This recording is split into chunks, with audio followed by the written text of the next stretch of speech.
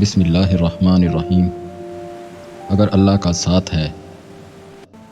السلام علیکم ورحمۃ اللہ وبرکاتہ۔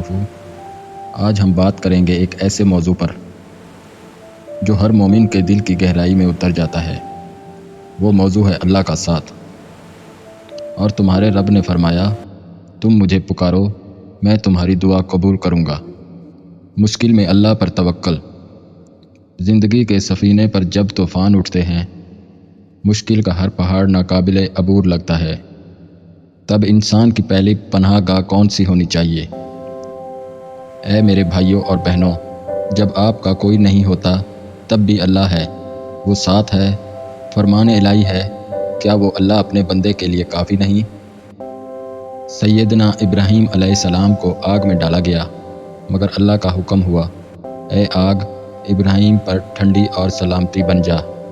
جب اللہ کا ساتھ ہوا تو آگ بھی گلزار بن جاتی ہے۔ اللہ کا وعدہ، اللہ تعالیٰ کا وعدہ صاف اور واضح ہے۔ ارشاد ہوا، بے شک اللہ تعالیٰ اہل ایمان کے ساتھ ہے۔ یہ محض الفاظ نہیں، یہ ایک پکی ضمانت ہے۔ جو شخص سچے دل سے اللہ کی طرف لوٹتا ہے، اپنی کمزوریاں مان کر اس کے ساتھ ہاتھ پھیلاتا ہے، اسے کبھی تنہا نہیں چھوڑتا۔ وہ نہ صرف مشکل آسان کرتا ہے، بلکہ مشکل کو آپ کی بلندی کا زینہ بنا دیتا ہے۔ اللہ کا ساتھ کیسے حاصل کریں؟ اللہ کا ساتھ خود بخود نہیں ملتا، اس لیے چند چابیاں ہیں۔ نماز اور دعا، یہ آپ کی براہ راست اللہ سے رابطے کی لائن ہے۔ دل لگا کر دعا مانگیں۔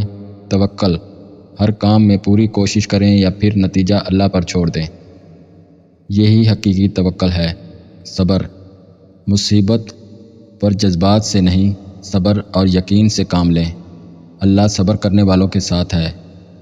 نیکی، ہر چھوٹی سے چھوٹی نیکی آپ کو اللہ کے قریب کرتی ہے۔ آئیے اپنے دل سے ایک دعا مانگتے ہیں۔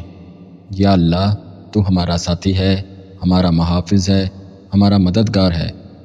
ہمارے ہر غم میں ہمارا ساتھ دے، ہر مشکل میں ہماری مدد فرما۔ ہمارے دلوں کو اپنی محبت اور اپنے یقین کو مضبوط کر دے۔ ہمیں ہمیشہ یہ احساس عطا فرما کہ تو ہمارے ساتھ ہے۔ آمین یا رب العالمین۔